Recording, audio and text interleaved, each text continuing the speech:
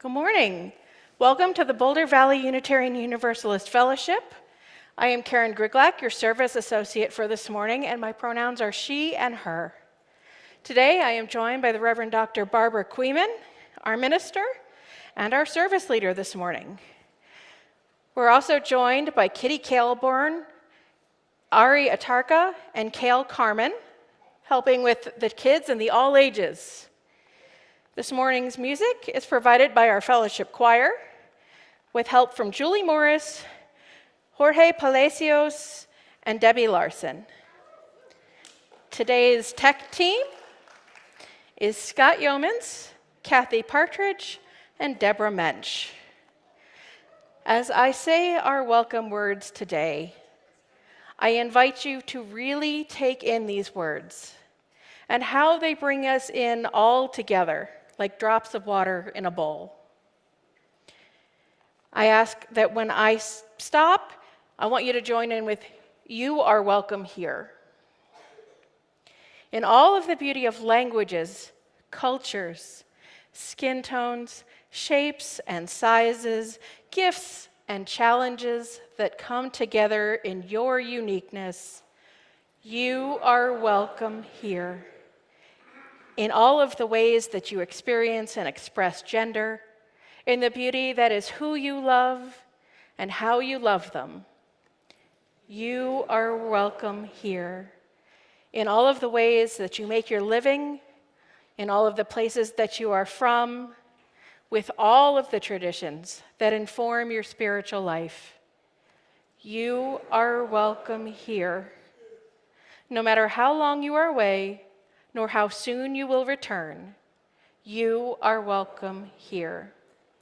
You are invited to join us with a curious mind, a loving heart, and a willing spirit.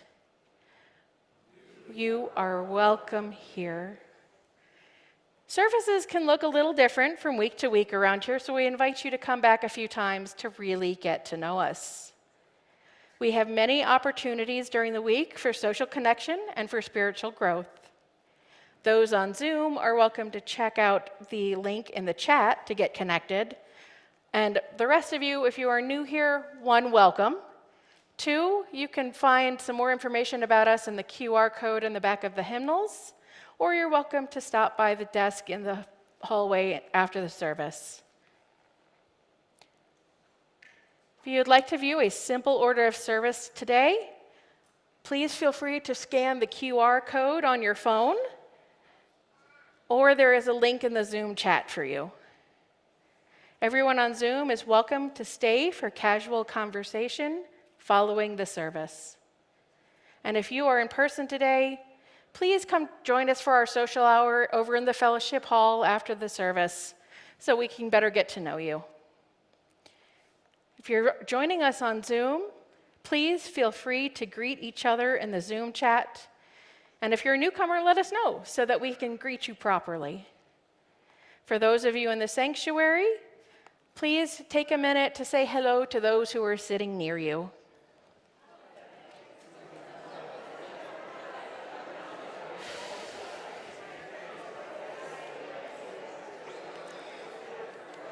Can I put this here for when I'm up? Yep.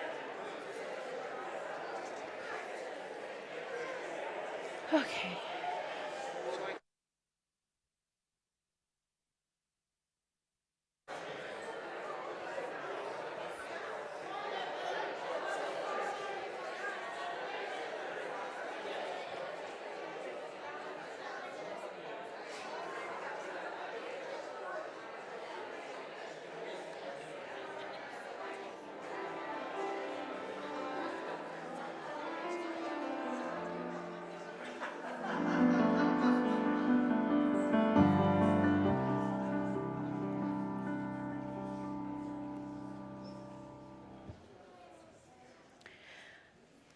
If you have a chalice at home, you are welcome to light it with us here as members of the Summersall family that has Megan, Austin, Scarlett, Audrey, Hannah, and Cleo.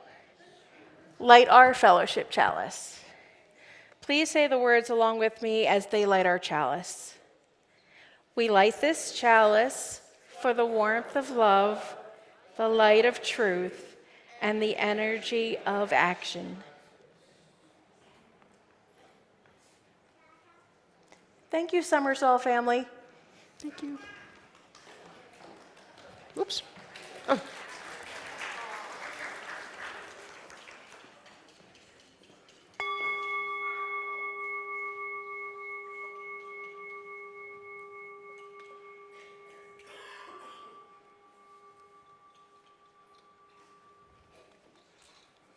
A good morning to everyone.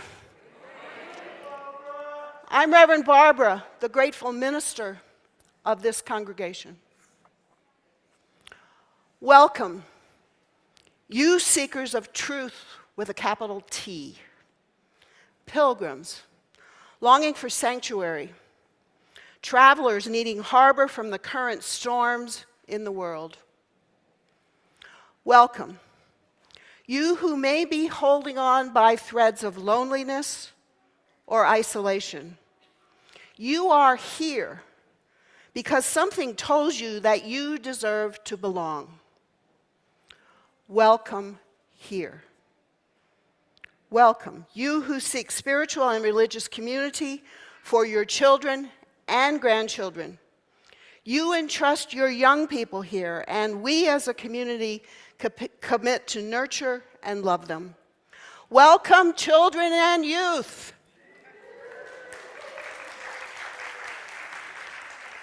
You give us the gift of your wisdom, your joy, your curiosity, and your trust that we all will hold you safe. Here in this place is the possibility of healing, of repair, of making things right within ourselves, between us, and with the wider world. Here in this place lies creativity and joy and gratitude and love and possibility. Come, my friends, let us worship together this morning and be glad.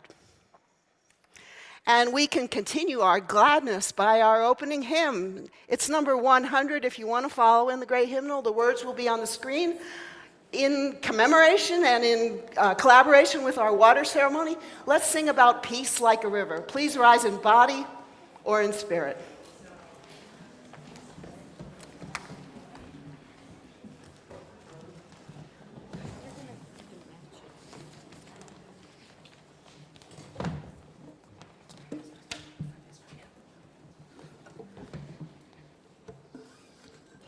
Good morning, everyone. Good morning. Kale's going to be helping with hand motions so everyone can dance with us.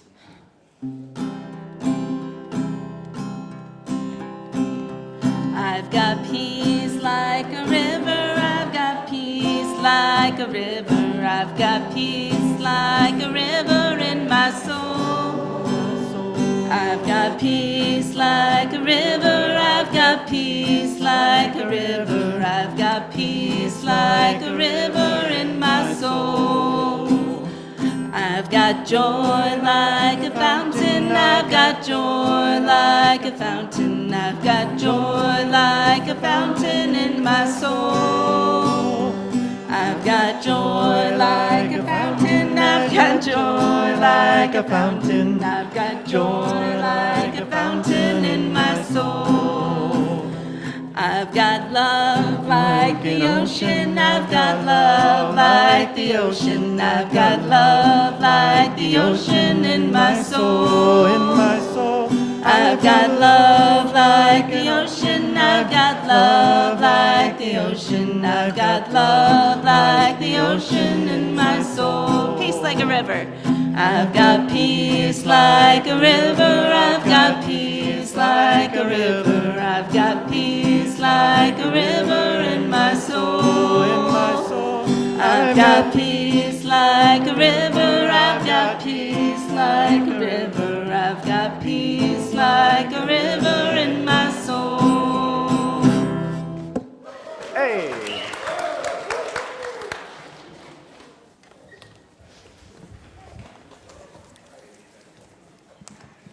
Ooh, what's happening here?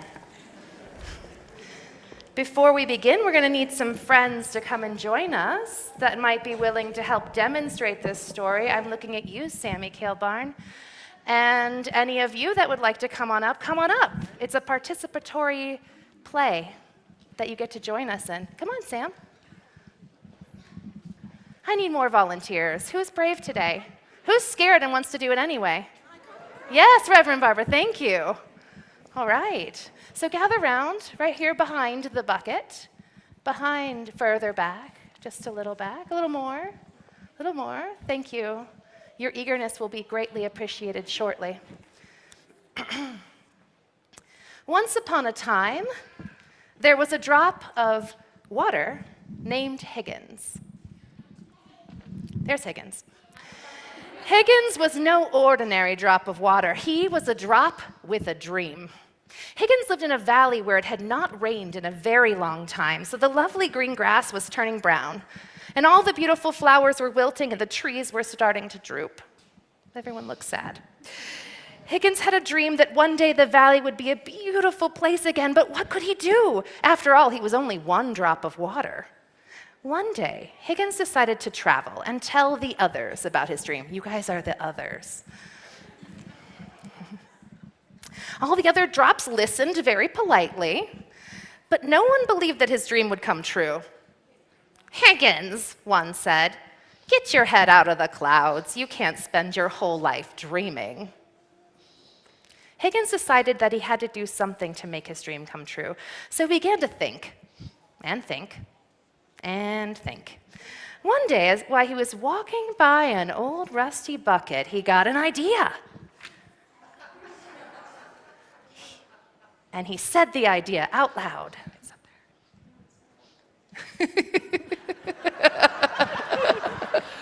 If enough drops of water got together in this bucket, there would be enough water to sprinkle on a few flowers to help them grow and become beautiful again. Eagerly, Higgins told everyone about his great idea, but everyone still thought he was being foolish. "That Higgins is nothing but a dreamer," they said. Higgins decided he had to do something to convince the others that he had a great idea. So he said to them, "I don't know about you, but I'm getting into the bucket. I hope that some of you will join me. Then there might be enough water to at least help some of the flowers grow and be beautiful again." So wait for your cue, other drops. So Higgins ran as hard as he could, hopped way up into the air, and landed with a kerplunk in the bottom of the bucket. And there he sat, just a drop in the bucket. For a long time, Higgins was very lonely. It seemed like no one else was going to join him. But after a while, some of the other drops could see that the grass was dying and the flowers were wilting and the trees were drooping. They all agreed. Something must be done. Then suddenly one drop shouted, "I'm going in the bucket with Higgins!" And it was Sammy Kailbarn, and he jumped in. In the bucket with Higgins! And he leaped through the air and landed kerplunk in the bucket. Then two other drops yelled, "Wait for us!" 2 more jump in. And they hopped through the air and landed in the bucket. Then 10 drops jumped through the air in the bucket. Then 30, then 50, then hundreds of drops. Soon the bucket was completely full of water. But there were still more drops that wanted to join, so they found another bucket and hopped in. Just imagine. Before long, there were 2 buckets of water, then 3, then 4, then 10, then hundreds, then thousands of buckets of water. Along came a powerful breeze that blew over all the buckets, blowing over, fall over. And the water flowed together to make a mighty stream that flowed all the way through the congregation. Everywhere the water flowed, the grass turned green again, and the flowers bloomed, and the trees stood tall and straight once more. You guys can be the trees standing tall and straight once more. All this happened. Yeah, beautiful. Look at this beautiful forest. All this happened because Higgins had a dream, and his dream came true.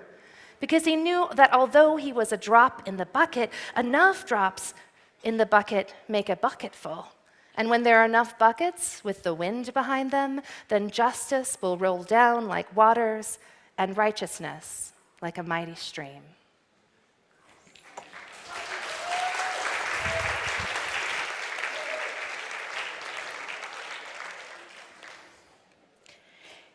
Each week, we remind ourselves of the abundance of our lives and of this community by giving half of our plate away to those organizations that share our values.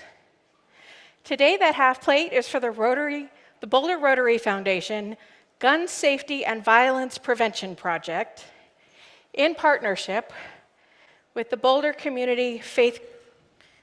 in partnership with Colorado Faith Communities United to End Gun Violence, of which BVUUF is a member. The project will give away home and car gun safes, plus cable locks to keep gun owners' firearms secure. The event will be held at the Boulder Community Hospital on October 18th from 9 to 11 a.m. Your donation will go towards the purchase of these gun safes and cable locks for free distribution to gun owners. If you'd like to know more, there will be a link in the connections, and if you were at home on Zoom, the link will be in the chat. You can text your donation at the number on the screen, or if you were at the fellowship today, please place a donation in the offering plate as it passes. Please give as generously as you are able, as you so often do.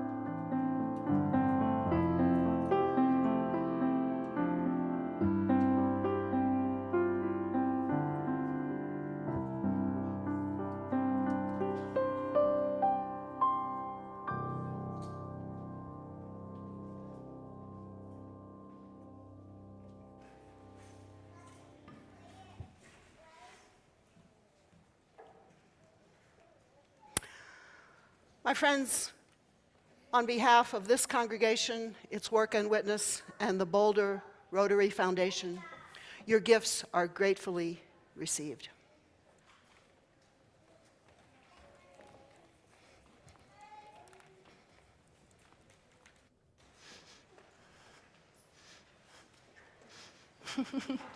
Hi, everyone. I wonder if anyone knows what this is. Good, great. Let's see, who wants to hold it for me and wave it a little? All right, I got Larry. He's in the center here. All right, so raise your hand, if you will, if you've ever been to camp before, any kind of camp. All right. Okay, and now please raise your hand if you've ever done a camp song before, ever sang a camp song. Great. If there's anyone here that is not true for, this is going to be especially fun. So some of you may know this camp song. It's called Princess Pat. And if you know it and you know a different version like Princess Cat, for example, please feel free to do what you know, including the hand motions that you know. There's an invitation here, especially if you can't hear it quite perfectly, to do it as well and as you can and with as much enthusiasm as you can. So you may want to stand, people who are especially enthusiastic, because you will get the most out of it. Thanks. Yeah, thumbs up. You don't have to, though. You can do it from your seat, too. All right, ready? So it's simple. Repeat after me. The Princess Pat lived in a tree. She sailed across the 7 seas. She sailed across the channel too. And she took with her a rig of bamboo. A rig of bamboo. Now what is that? It's something made by the Princess Pat. It's red and gold. And purple too.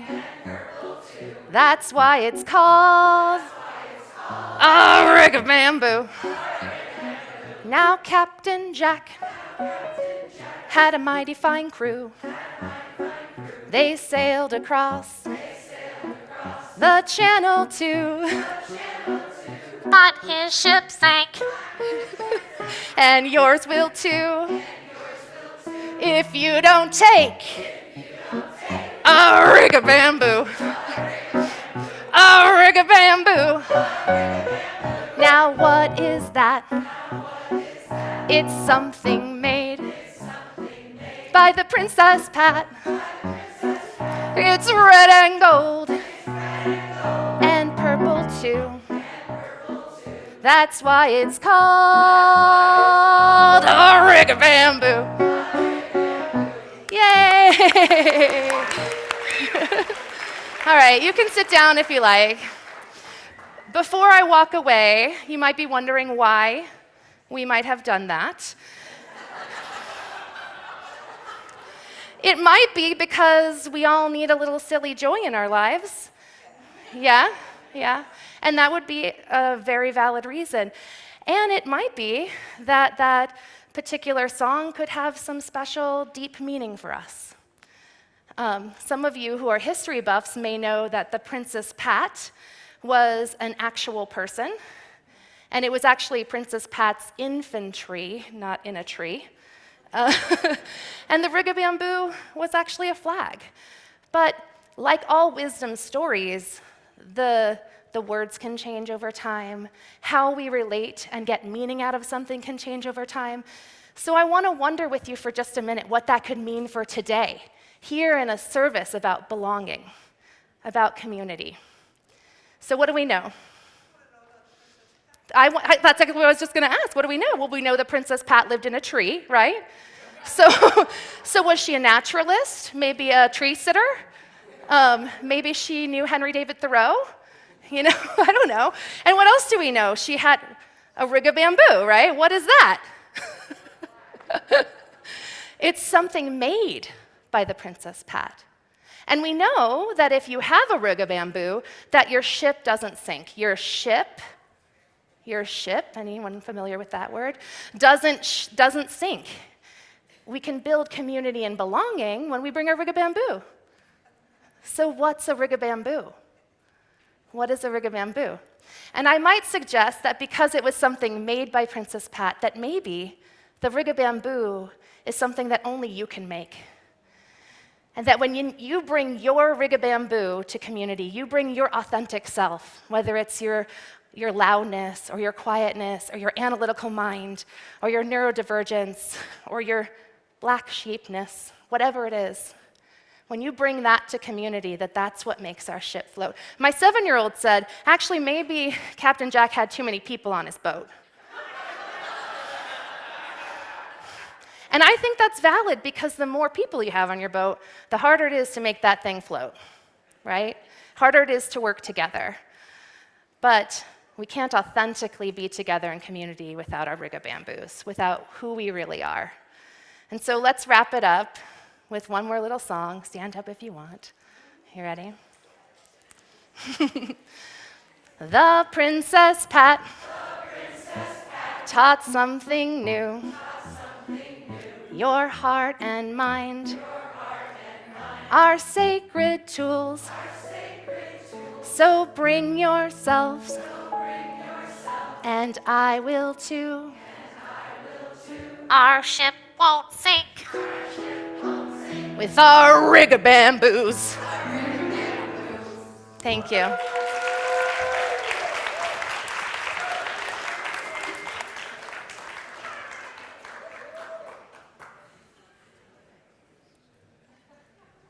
Friends, full disclosure, the following reading and homily has no hand motions or body motions. But I have brought my friend with me today. Friend represents whatever you want the friend to represent.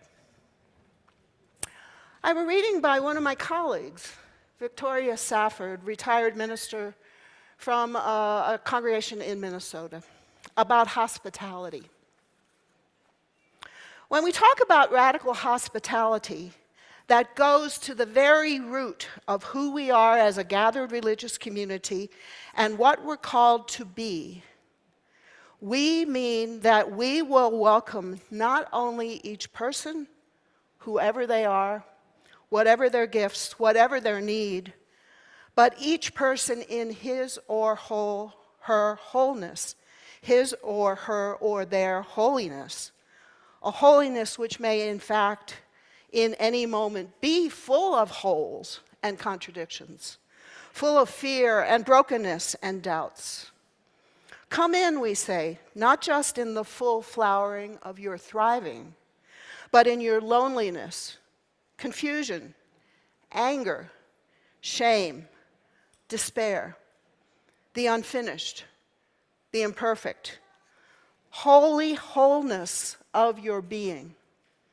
Come in not only with your all apparent accomplishments and strengths, but with those pesky vulnerabilities. These may, in fact, be revelations. They may be glimpses of whatever humanity we share. This house will hold them all. This house will hold all of us. Words by the Reverend Victoria Safford.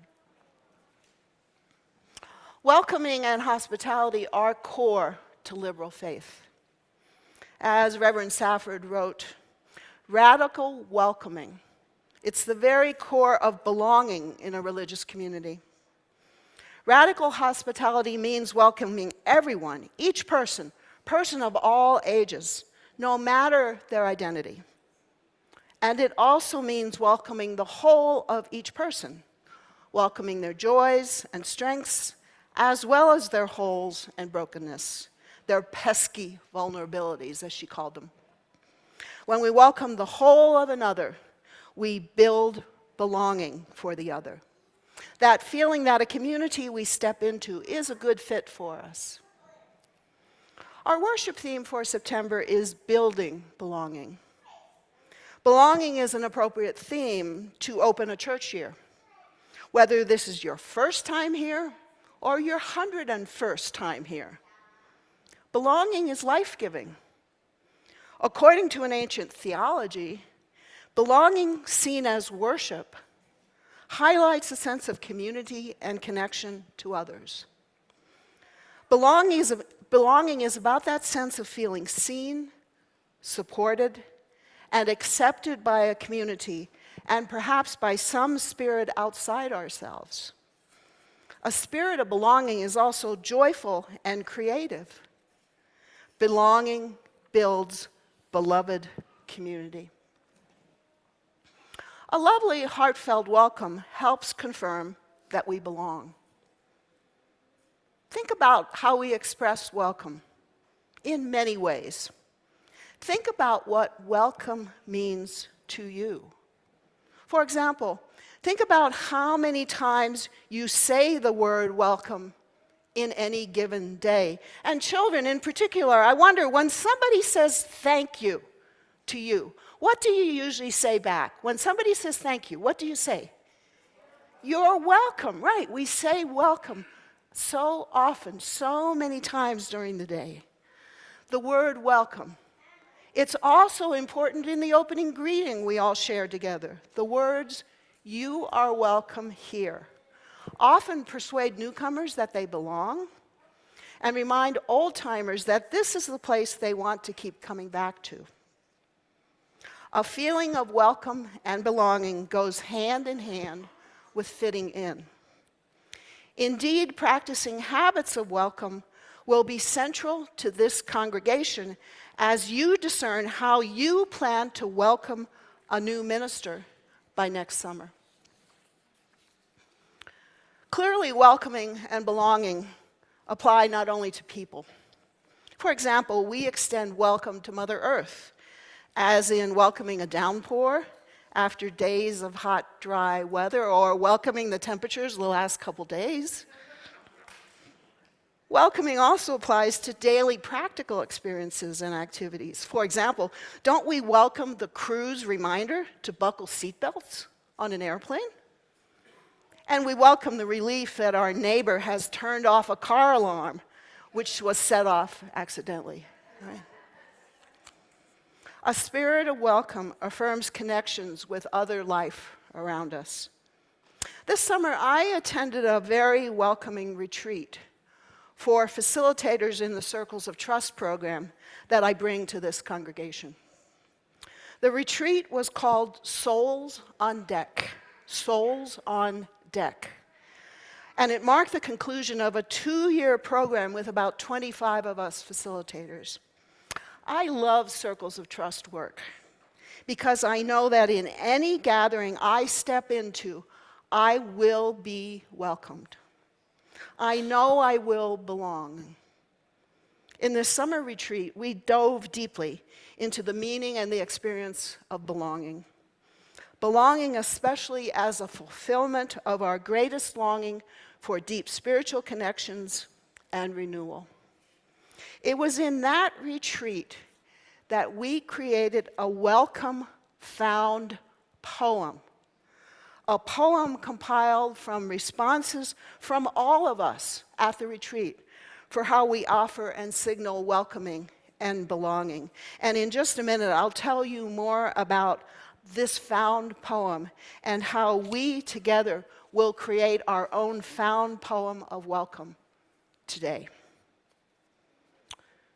That reading by Reverend Safford reminds us that in our congregations, we are called to offer welcome and belonging to everyone, no matter the other's accomplishments or vulnerabilities. Think on how you practice non-judgmental welcome of others, other persons, other activities. Do you welcome another who is less than perfect, which, by the way, is all of us? How do you see yourself fitting in to a group? Do you trust that even with your shortcomings, you will be welcomed? Are you accepting of the loneliness and confusion and shame and despair in this world? Next week, in particular, as we continue to explore belonging, we will examine belonging without othering. That is, belonging which embraces our totalities. And so now I'd like to tell you a little bit more about the found poem activity. A found poem is something, or anything that's described as found, is created collectively with materials that we have at hand. You have brightly colored cards on the seats. These are cards through which we're going to collect information from you. Briefly, what we are asking, inviting you for, and to offer, is how you say welcome. How do you voice welcome to one another? Write down a phrase or two. right now, write down a phrase or two. Children, invite your teachers for some help from your teachers, or children, if you're with your parents in the congregation. How do you say welcome? What phrases do you use? Glad to see you. Glad you're here. Let's go for coffee. Can you give me a ride home? How do you say welcome?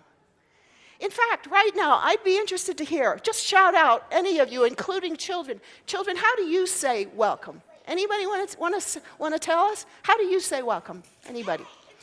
Yay, it's you. How else do you say welcome? Hi, friend. Yeah. How else do we say welcome? Anybody, just shout it out. I'll repeat it for you. Great to see you. Hello, love your outfit. Love your blue today, right? Love your blue outfit today. How else? Come in. Right. Write down your words of welcome. We have 2 baskets up here. You can leave your cards when you come for the water ceremony. There's also a basket at the back of the room. By next Sunday, I hope, I will create a welcome found poem that has been written by all of you in this congregation, and I'll share it in next Sunday's service. Welcome to everyone.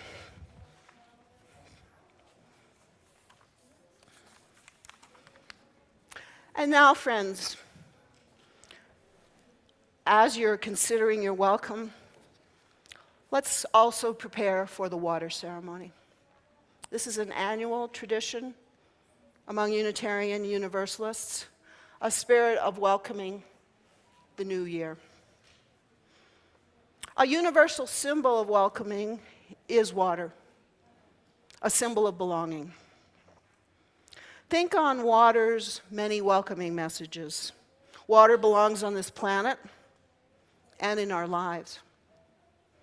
Water brings life to Mother Earth. Water brings joy. Listen to kids playing in sprinklers in the summer.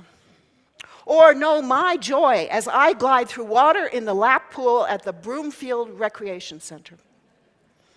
We use water in baptisms and in UU naming ceremonies to recognize a new, unique life.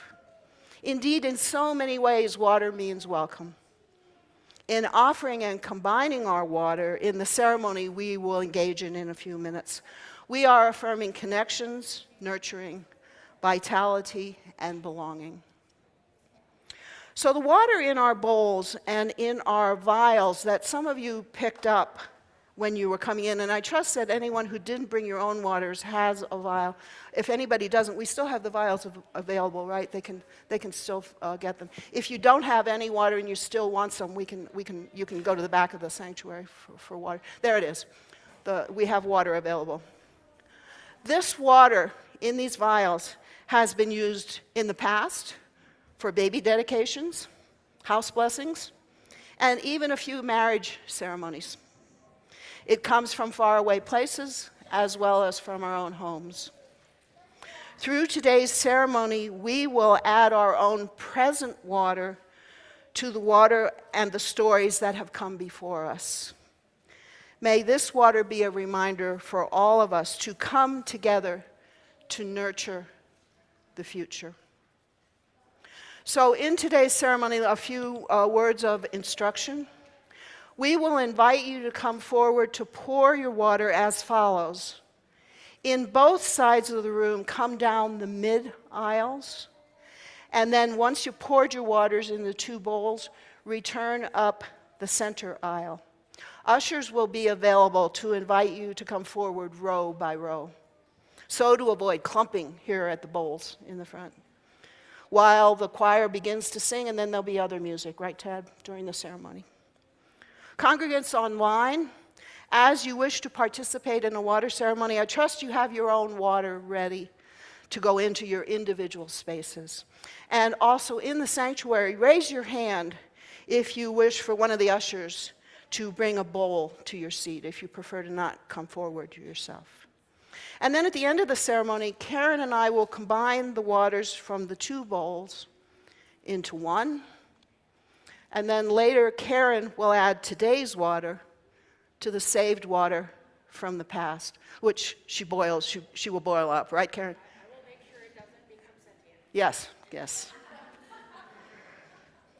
My friends, may we live well together in covenant, in welcoming, in mutual trust and respect for one another, in joy, knowing that we belong in this community and in the larger community of life of which we are a part.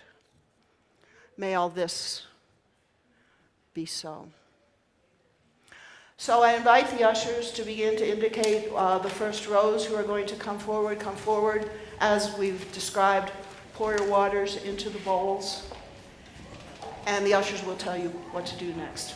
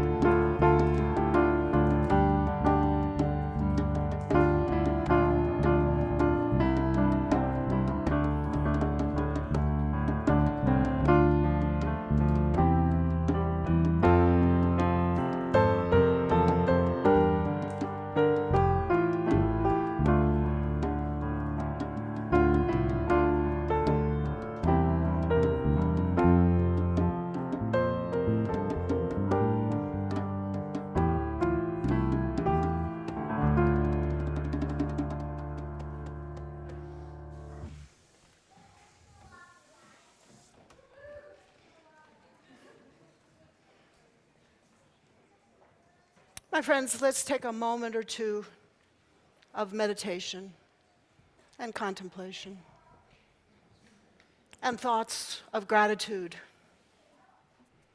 for these waters that we have brought together, drop by drop,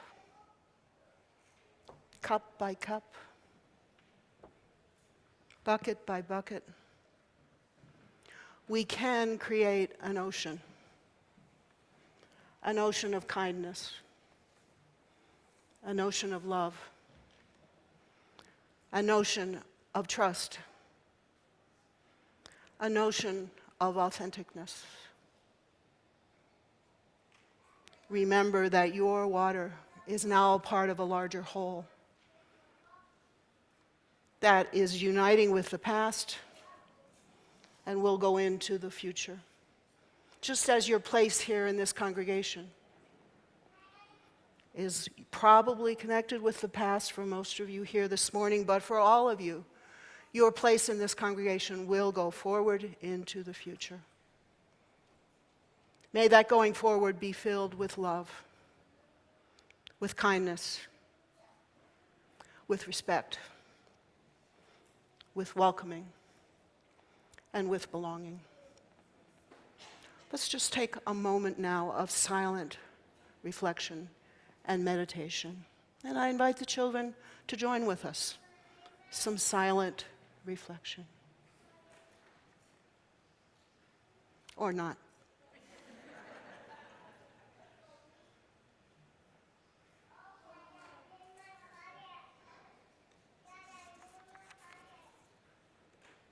Amen, and blessed be. And now it's time to sing some more. Hymn number 1007. There's a river flowing in my soul. I invite all of us to rise in body or in spirit and sing lustily. There's a river flowing in my soul. Yeah, sure. Right now would be a perfect moment if you want your river to flow. If you have something, a scarf under your seat, you can wave it and we can make a big river together. Ooh, good idea.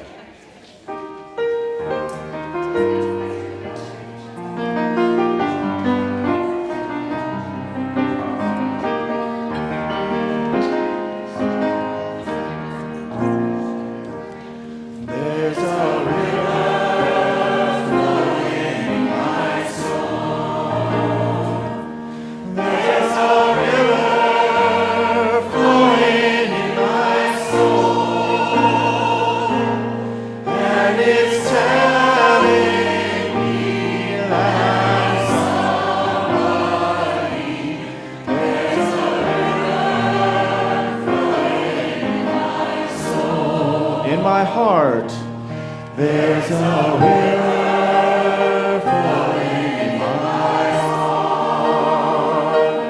There's a river flowing in my heart, and it's telling me that somebody, there's a river flowing in my mind. There's a river flowing in my mind. There's a river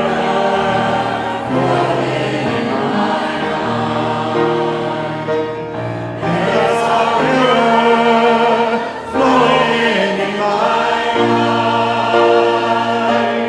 And it's telling me that somebody, there's a river flowing in my mind. Flowing in my soul.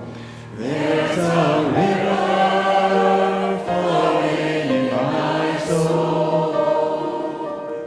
There's a river flowing in my soul.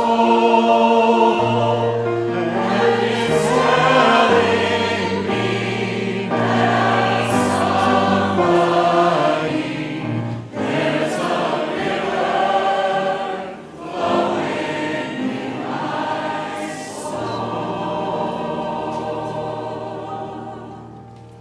Please remain standing, folks. It is time now to extinguish our chalice. I believe the families, Somersault's families coming forward. Yes, yes.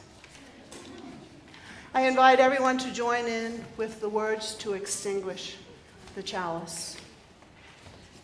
We extinguish this chalice, but not the warmth of love, the light of truth, or the energy of action. These we carry in our hearts until we meet again.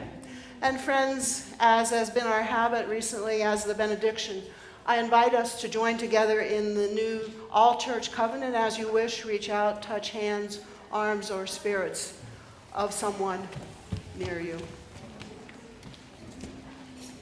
We covenant to be a fellowship welcoming to all, where our differences are a source of deep learning and spiritual growth.